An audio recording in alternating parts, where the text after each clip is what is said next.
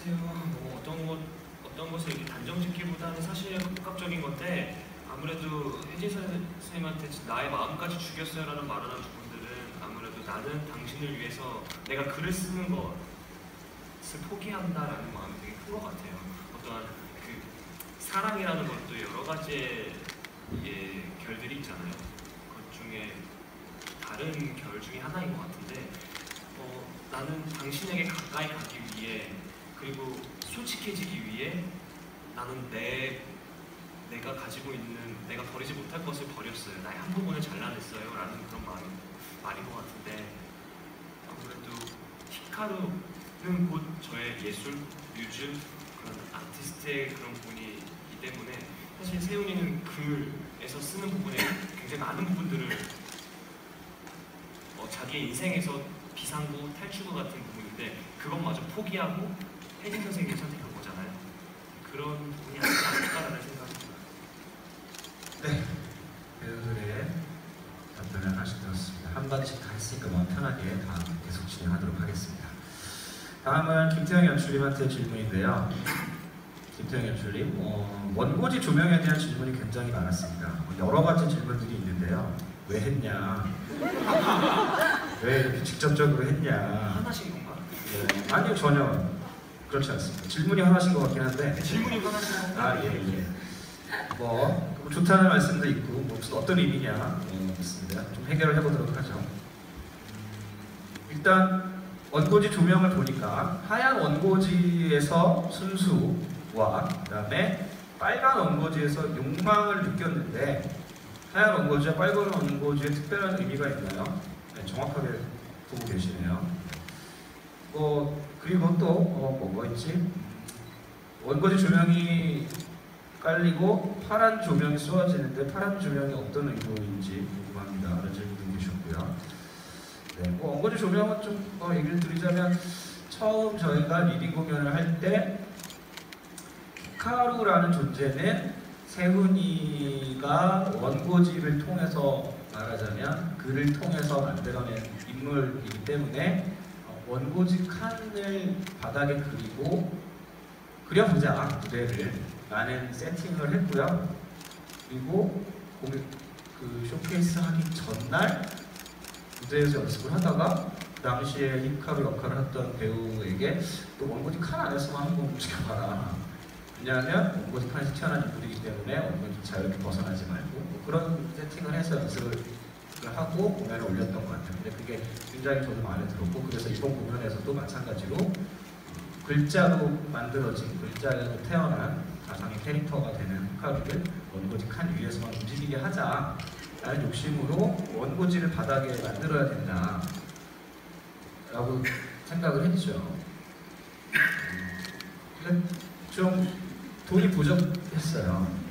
그래서 조명으로 처리하게 됐던 것 같아요. 처음에는 바닥에 그림에 예쁘게 LED를 까내 특수 페인트로 무슨 조명이 올 때만 빛이 나게 하냐면 여러 가지 기술적인 테스트들과 방법을 고민했지만 비용이 너무 많이 들고 이래저래 해서 라이팅으로 조명으로 처리를 하자 이런 결론을 내렸던 것 같고요. 그래서 원고지를 쓸 수 있는 그걸 제작을 해서 여러 장면에서 사용을 하게 되었죠.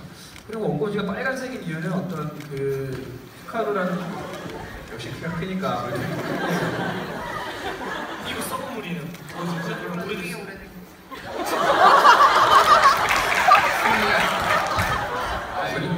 원형에서 얘기 모르니 썩은 물이고 죄송합니다. 네, 빨간 라이팅을 쓴 이유는 원고지 히카루라는 존재의 어떤 욕망이나 이런 걸 드러나기 위해서 빨간색을 선택한 건 아니고요.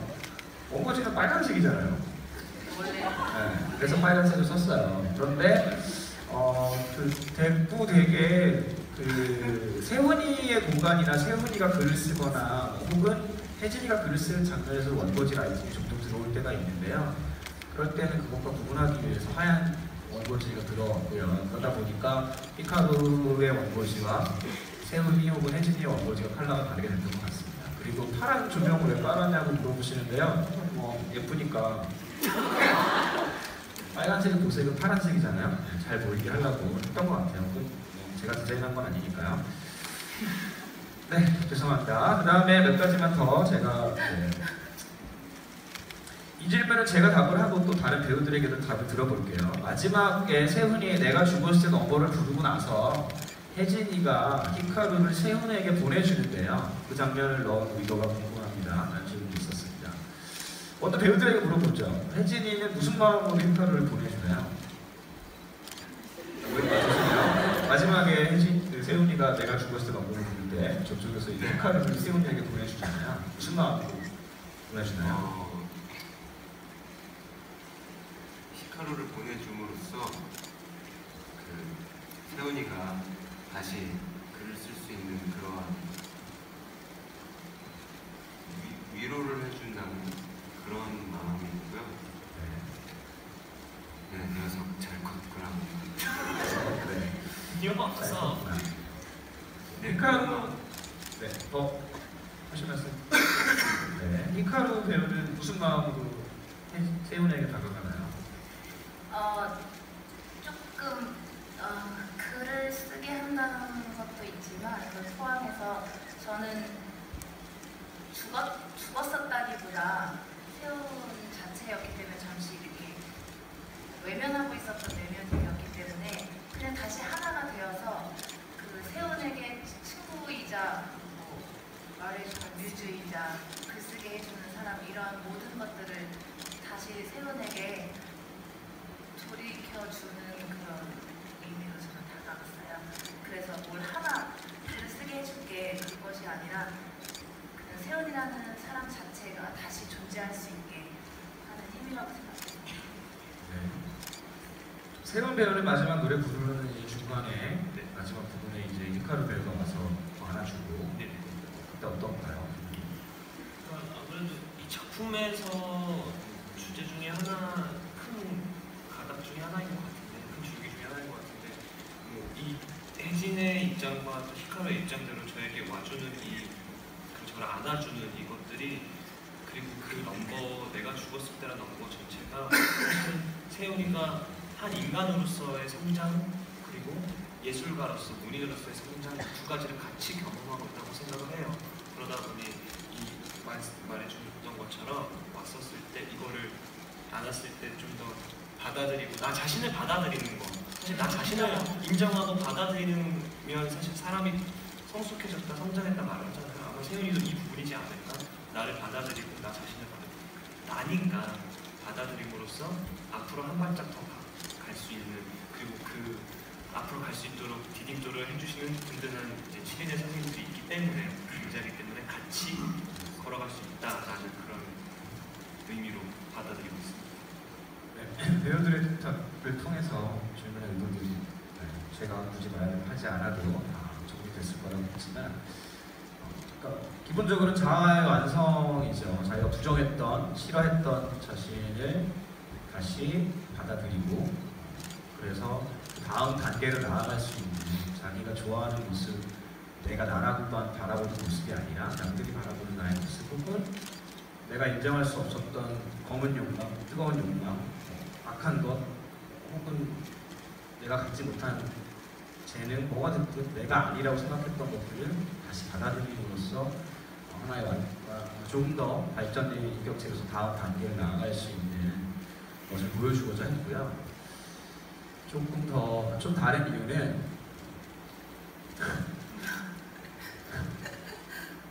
덕질하는 게 잘못된 게 아니다.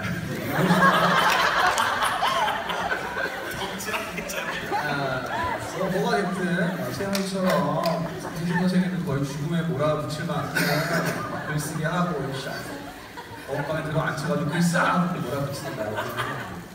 그리고 좋아하던, 동경하던 선생님께 다가갔다가 뭐 버림받고 다시 화해하고 어쨌든 그럴 수 있지 않냐. 그리고 충분히 그 자신을 그런 모습도 사랑하고 그걸 자기로 받아들이고, 남들이 뭐라고 하건 받아들이고 열심히 하던 거 계속 하자. 사실 저는 그런 마음으로 하자고 했었습니다. 배우들에게 사실 그런 일도 차마 창피해서 하지 않았지만 히카루가 세훈이한테 어떻게 행동인 거죠?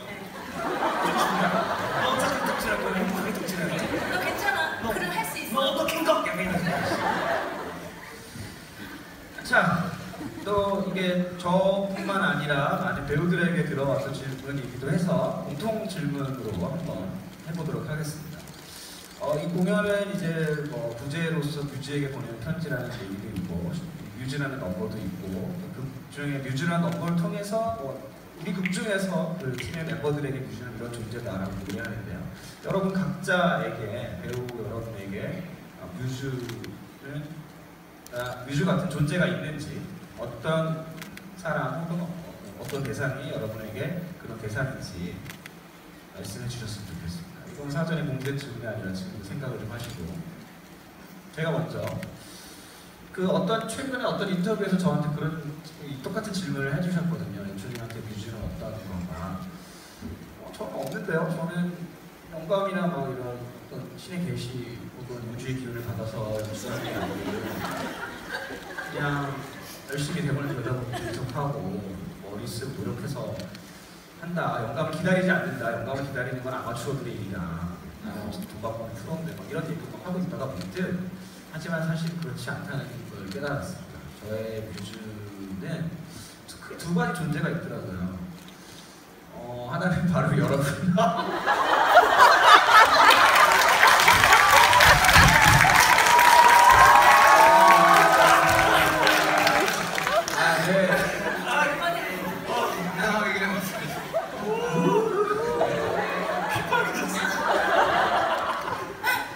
근데 뭐 농담이 아니고요. 반은 수업생이긴 하지만 사실 관객들이 공연을 봐주지 않는다면 뭐 하겠어요. 힘들어요. 박봉이고.